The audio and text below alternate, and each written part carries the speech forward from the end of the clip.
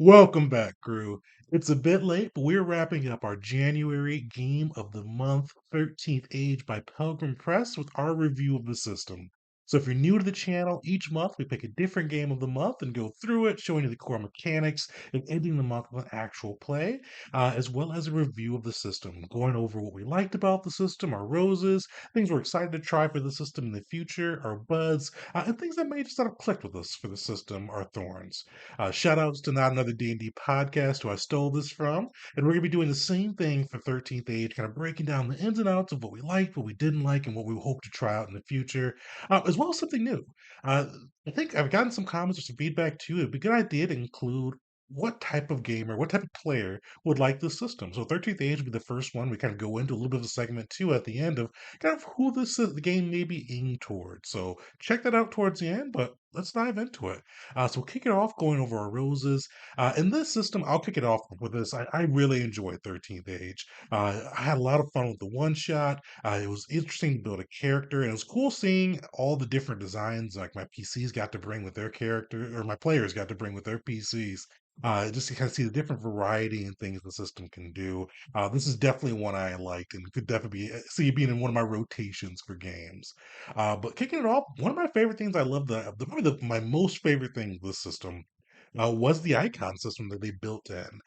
This is a really cool way to get players invested in the world and just to kind of start linking themselves within the world and to each other by utilizing these icons, these larger than life figures. And I really enjoyed that. It was fun for me to kind of build a one shot around one of the icons here mage, and it was kind of cool just to be able to see that go through. It'd be one I'd love to do for a campaign as well, just to kind of have all the different icons have play a different role and have your characters kind of link to them in various different ways that help kind of provide the game master with fodder for new stories and things like that that they can utilize, and just also have the players make the world feel a little bit more real to them since they've already got some connections and some backstory pieces that the game kind of provides to them up front and allows them to link in.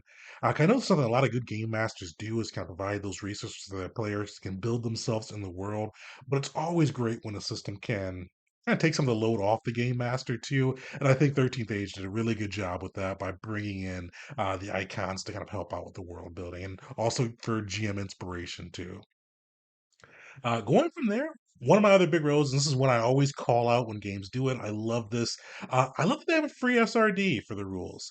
So you can go through, there's a whole website. I'll put the website in the links, and they have all the rules up there on the web page. And that's really cool too. But one of the nice things when the games do this, like when Crawford's games, Worlds Without Numbers, Stars Without Numbers, Pathfinder, when they make those rules free, it just makes Foundry and a lot of the virtual tabletops that make use of them so much better because you can have everything you need in there, and it just makes it easier, more accessible for people to get into the game. And I love when companies do that. Always, and even for the game companies like this that do it free, like Pelgrane Press for the 13th Age, or Kevin Crawford, all of his games. Try to buy it if you can afford it to make sure they're still supporting these companies, they're still getting them the revenue they need to stay afloat.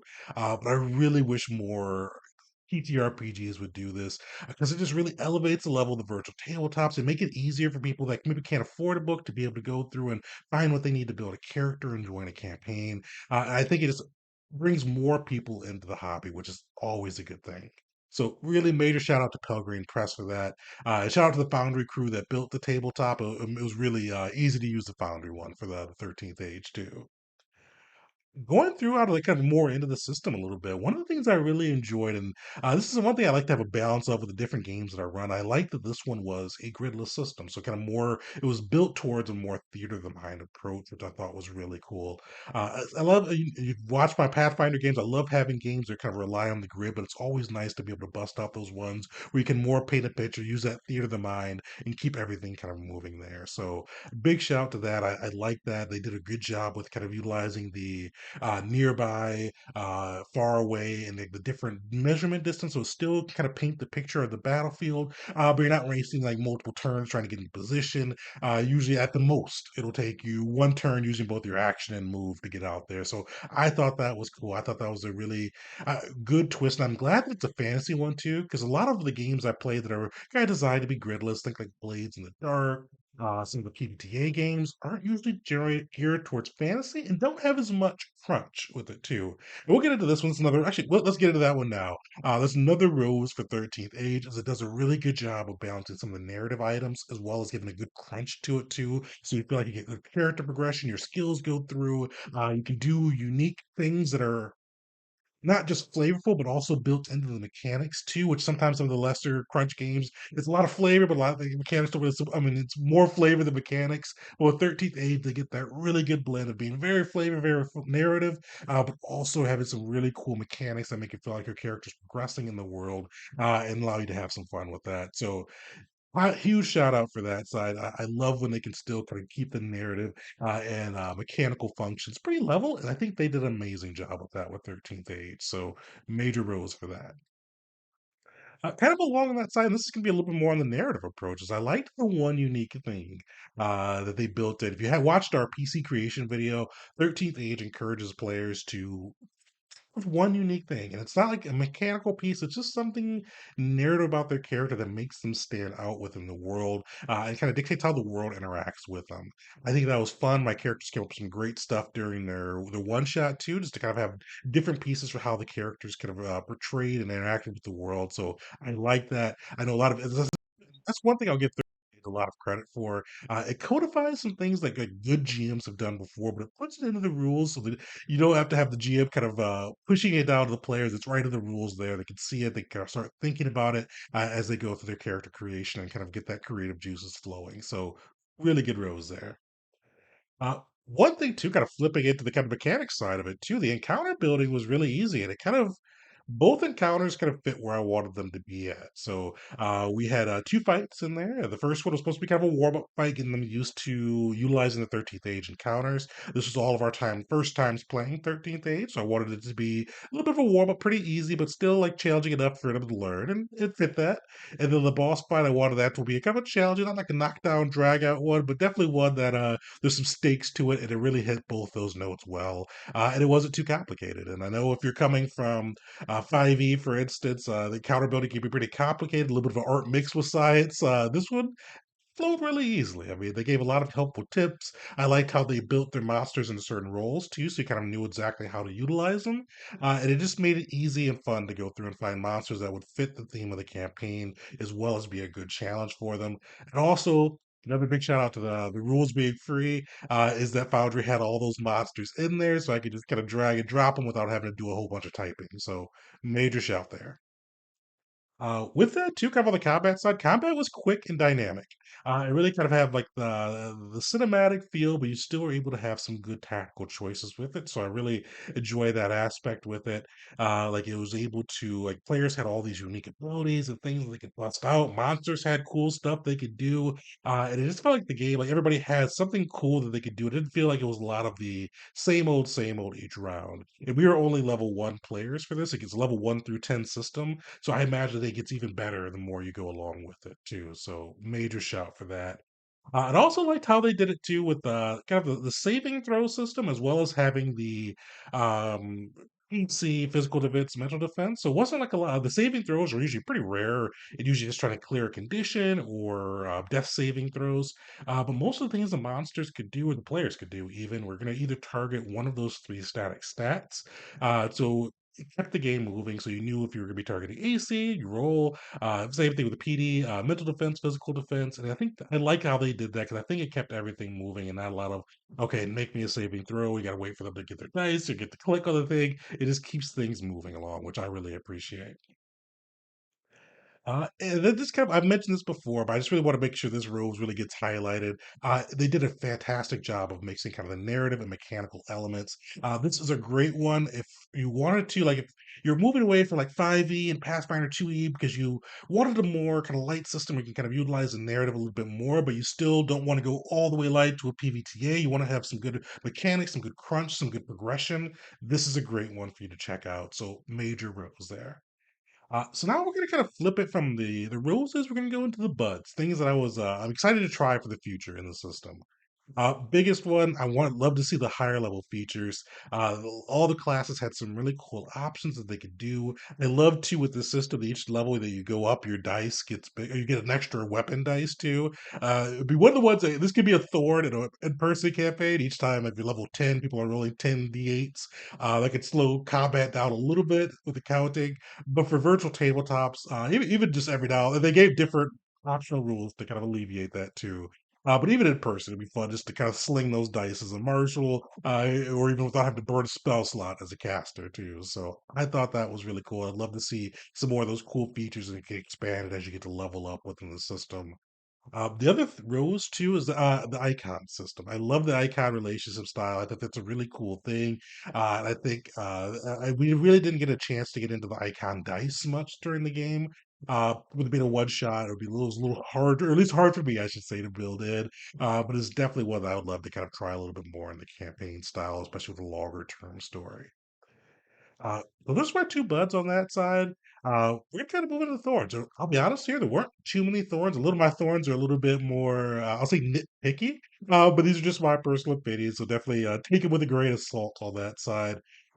One of my first one I'll kind of mention on that side is I love the icon system, but it could be a little bit extra work if you wanted to homebrew your own world. I know a lot of game masters, myself included, for long-term campaigns, love to kind of utilize their own world, and that could be a little bit of a challenge because you want to make sure you have all these cool icons and different things that players can read ahead of time. Uh, but it could be involve a lot of writing for you if you're going to do that. So super nitpicky. I know a lot of people like to use the either their homebrew world or the kind of the static world that the creators create. So kind of up to you on that. But it could be a little bit of work if you want to build icons into your own home system. But also a great takeaway for game masters who may not have thought of it. Even if you're running a different system like Pathfinder 5e, having like these different figures around the world or different things players can latch onto and kind of build their backstory or build into their backstories could be a great way to help your players get interested in the world too. So kind of a caveat there, but definitely one of my little minor thorns. With that too, so this one's I think this is the me thorn. If you watch the actual play at the end, we were talking the system. Most of my players liked it, so this is just a me one. I'll say I thought the system to determine your mental and physical defense was a little bit fiddly, but I completely get why they wanted to do it to make sure that there wasn't too much of a min max situation going through. It's just a little fiddly in my book. It wasn't hard to do; it was just a little bit weird, I'll say. But that's just seriously it's super minor thorn. Nothing that would detract from the game, especially if you're playing a virtual tabletop. Do it kind of does it for you as well. So yeah, just a small thing that wasn't my favorite for the system. The last one, and I'm not sure, I almost placed this in both roses and thorns. So I'm gonna call it a rosy thorn or a thorny rose. Probably a better way to put it. The background skill system. I think it's really cool for kind of keeping that narrative flavor. But it's one I'm just not so sure about overall for a campaign. It's one I definitely I think I need to play it more. But for those who didn't watch the character creation videos or the mechanics video, with the 13th age system rather than having like set skills like acrobatics, athletics, persuasion, deception, like you would for a lot of D20 games. With this system, you different backgrounds and you have a point so you assign to your backgrounds and kind of the game is you get to kind of see you what when you're in a situation see if your background applied and if you can apply you get to add your points in and I think that works really well from the narrative sense. I think that kind of gives players some cool options to be able to participate in areas where some of the other D20 systems may lock them out. So those are definitely some of the pieces I like. And this just may be the old D20 nerd in me trying to keep it the format that I'm familiar with, but it does just kind of throw me off a little bit. And with my group, perfect. They're all kind of great narrative players. But some others I know could try to power game it a little bit and try to make every situation apply to their one background. And that gives me a little bit of worry or pause, I'll say. But definitely overall something I enjoyed. I thought it had some cool elements. So Thorny Rose, we'll say, on that side.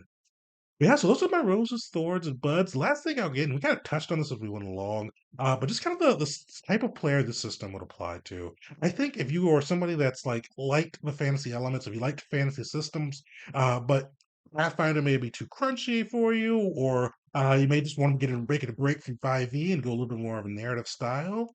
This would be perfect. There's level progressions. You still so it's a 1 through 10 system. You get to kind of build your characters out, see them progress, and see them kind of go from being just kind of a local level hero to these dimensions hopping, world saving heroes. And you get to kind of do some really cool things with your character. But you also get to have some of the cool narrative aspects between the one unique thing, the background system, all of that. It kind of allows you to keep it more narrative and kind of keep it moving forward well as the gridless system too. Especially if you hate building maps, myself included, this would be a great way for you to build a bridge into that gap without having to worry about each spell or ability. Like a Pathfinder situation where it needs that grid to kind of keep it balanced, so you can have fun with that and definitely loosen up your prep work a little bit. So yeah, if you like fantasy systems, if you want a little bit more narrative, let's do some mechanical crunch versus like a dungeon world or something on the TBTA side. This would be the game for you. Definitely one that'll probably be in my rotation once we get some more campaigns going. Yeah, so shout out in the comments too what some of your roses and thorns are for the 13th Age system, or shout out anything cool that we may not have covered with our review or some of our other videos. But yeah, next month or February, this month, I should say, we are diving into the Aegon system by John Harper. We should be having our first impressions up this weekend and some of the other videos to follow. So keep an eye out for that. Yeah, like, subscribe, and till next time.